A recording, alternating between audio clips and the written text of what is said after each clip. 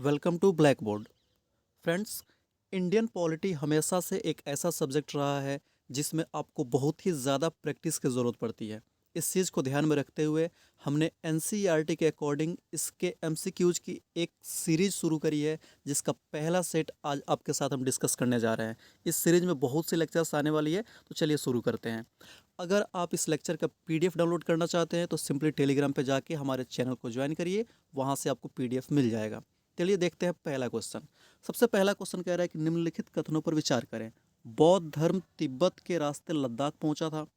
देखिए, सबसे पहला जो स्टेटमेंट है ये गलत है, क्योंकि बौद्ध धर्म तिब्बत के रास्ते लद्दाख ना पहुंच के लद्दाख के रास्ते तिब्बत पहुंचा था। दूसरा ऑप्शन है लद्दाख को छोटा तिब्बत भी कहा जाता है, ये बिल्कुल सही बात है। तीसरा है लद्दाख में इस्लाम को चार शुरू हुए 400 साल से अधिक हो चुके हैं, ये भी बिल्कुल सही बात है। इस तरीके से हमारा पहला ऑप्शन गलत है, दूसरा और तीसरा सही है, तो इसका राइट आंसर हो जाएगा सी। आप यहाँ एक्सप्लेनेशन देख सकते हैं कि जो बुद्धिज़्म है ये तिब्बत में पहुंचा था लद्दाख के रास्ते से, इस वजह से लद्दाख को छोटा तिब्बत भी कहा जाता है। और इस रीजन में जो इस्लाम धर्म की शुरुआत है उसको शुरू हुए 400 साल से ज़्यादा हो चुका है, इसलिए वहाँ इस फेथ को फॉलो करने वाले बहुत सारे लोग मिलेंगे। सेकंड क्वेश्चन है कथनों पर विचार करना है और बताना इसमें कौन सा सही है। सब पहला क्वेश्चन है सबसे पहले यहूदी और अरब व्यापारी केरल आए थे, ये बिल्कुल सही बात है। दूसरा है भारत में ईसाई धर्म लाने का श्रेय ईसा मसीह के शिष्य सेंट पीटर को जाता है, ये गलत बात है। तो दूसरा गलत है, पहला सही है, इसका आंसर हो जाएगा ए। क्योंकि जो भारत में क्रिश्चियनिटी लाने का जो श्रेय दिया जाता है वो सेंट पीटर को नहीं बल्कि सेंट थॉमस को दिया जाता है, ये चीज़ आप हमेशा याद रखिएगा। चलिए तीसरा क्वेश्चन डिस्कस करते हैं। कह रहा है निम्नलिखित कथनों पर विचार करें और इसमें से सही ऑप्शन बताएं। केरल में तलने के लिए इस्तेमाल किया जाने वाला बर्तन चीना वाला कहलाता है। और दूसरा है चीना पट्टी एक प्रकार की नाव है जिसका उपयोग केरल में मछली पकड़ने के लिए किया जाता है। फ्रेंड्स, ये दोनों के दोनों ऑप्शन गलत है, इसलिए इसका आंसर हो जाएगा बी, इनमें से कोई भी सही नहीं है। आप यहाँ चीना वाला और चीना पट्टी दोनों के बारे में आप एक्सप्लेनेशन देख सकते हैं, क्योंकि चीना वाला जो है वो चाइनीज़ फिशिंग है, जब नेट्स है, जबकि चीना पट्टी जो केरल में यूज़ किया जाता है, इसलिए दोनों की चीज़ गलत हो गया। तीसरा नेक्स्ट क्वेश्चन है कि पहला कथन है अन्य लोगों को नकारात्मक रूप से आंकना या उन्हें हीन समझना एक स्टीरियोटाइप है। दूसरा है लोगों को एक छवि में बांधना एक पूर्वाग्रह है।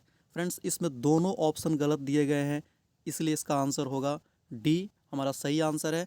इसका एक्सप्लेनेशन कुछ इस तरीके से है कि अन्य लोगों को नकारात्मक रूप से आंकना या उन्हें हीन समझना ये कहलाता है पूर्वाग्रह, जबकि लोगों को एक छवि से बांधना इसको कहते हैं स्टीरियोटाइप। इसलिए ये जो ऑप्शन है इसमें वर्ड का थोड़ा सा इंटरचेंज कर दिया गया है, इसलिए हमारा आंसर होगा डी, इनमें से कोई नहीं।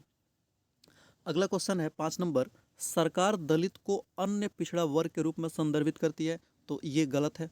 क्योंकि आपको पता है दलित को जो कास्ट होती है सो कॉल्ड उन्हें निचली जाति कहा जाता है, और उन्हें सरकार पिछड़ा वर्ग में ना करके उन्हें अनुसूचित जाति में वर्गीकृत करती है।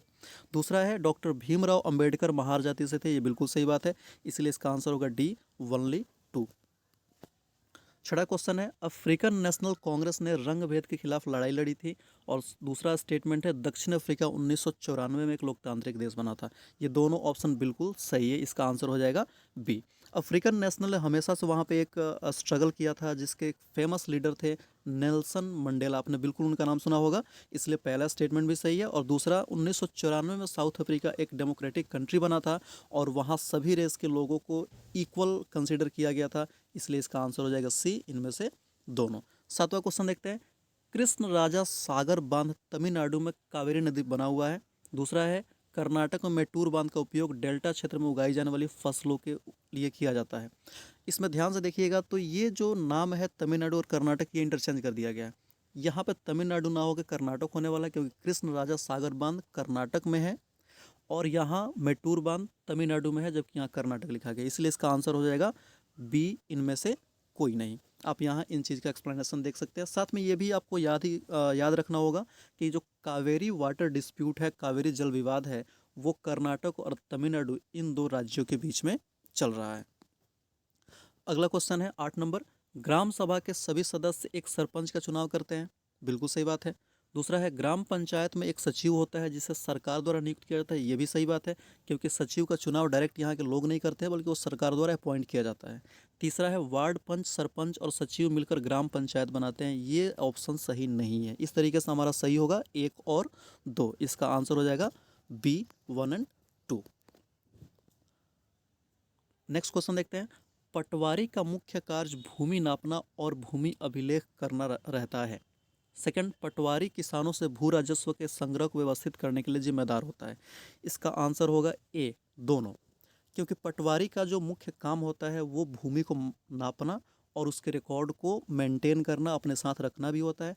अब अलग अलग स्टेट में इस नाम को अलग अलग रूप में देखते हुए, जैसे कहीं पे इसको पटवारी कहते हैं, तो कहीं पे इसको कर्मचारी कहते हैं, या कहीं पे इसे विलेज ऑफिसर इत्यादि के नाम से भी जाना जाता है। और पटवारी जो होता है वो एक खास ग्रुप के जो गांव होते हैं या जो लोकल जगह होता है उसमें कितना प्रोडक्शन हो रहा है, इन सभी चीज़ों को रिकॉर्ड्स को रखने के लिए रिस्पॉन्सिबल होता है। 10 नंबर क्वेश्चन है। भारत के सभी ग्रामीण परिवारों में से लगभग 2/5 हिस्सा हमारे देश के खेतिहर मजदूर है। दूसरा, कलपट्टू तमिलनाडु में समुद्र तट के किनारे एक गांव है। इसका आंसर होगा बोथ सी। इसमें से दोनों स्टेटमेंट सही दिया गया है। आई होप आपको ये सीरीज अच्छा लगा होगा। Thank you for watching. Thank you very much.